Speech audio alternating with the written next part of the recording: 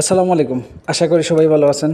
আজকে চলে আসলাম আমার এক ভাতিজা নতুন একটি বাড়ি করতেছে, সেই বাড়িটা দেখার জন্য।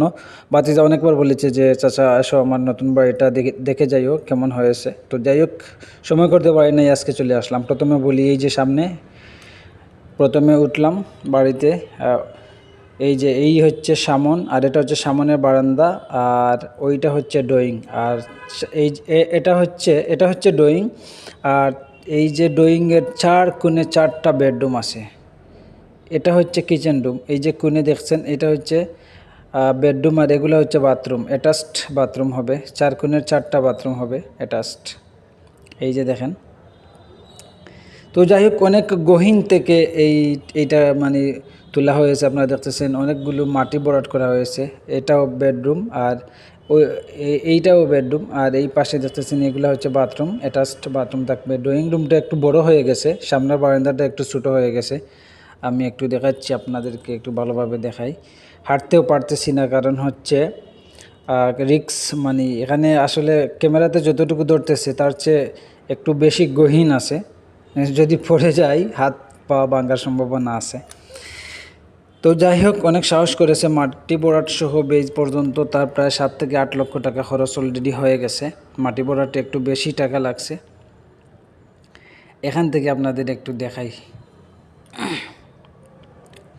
এই যে দেখেন, এটা হচ্ছে একটা বেডরুম, আর এটা হচ্ছে ড্রয়িং রুম। ড্রয়িং রুমটা একটু লম্বা হয়ে গেছে, আর এই যে বারান্দাটা একটু ছোটো হয়ে গেছে। ড্রয়িং রুমটা একটু কম, বারান্দাটা যদি একটু বড় দিত তাহলে অবশ্যই সুন্দর হতো।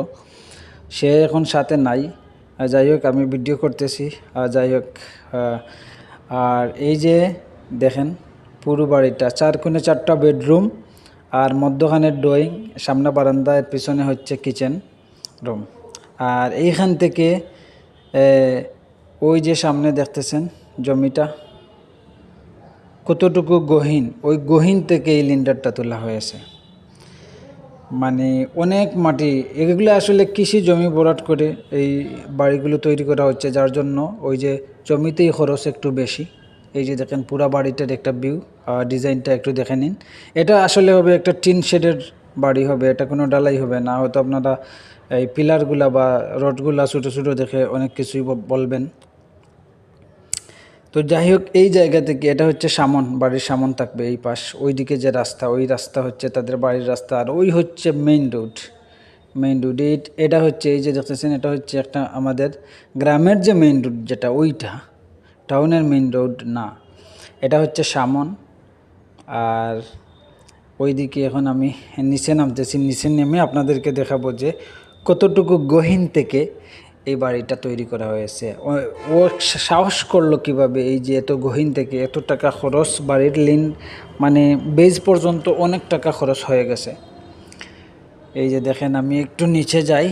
এই যে দেখেন কতটুকু উপরে, ক্যামেরায় কতটুকু ধরতেছে বলা যায় না, কিন্তু অনেক উপরে। যাই হোক, আমার ভাতিজার বাড়িটা কেমন লাগলো কমেন্টে জানাবেন। আল্লাহ হাফিজ।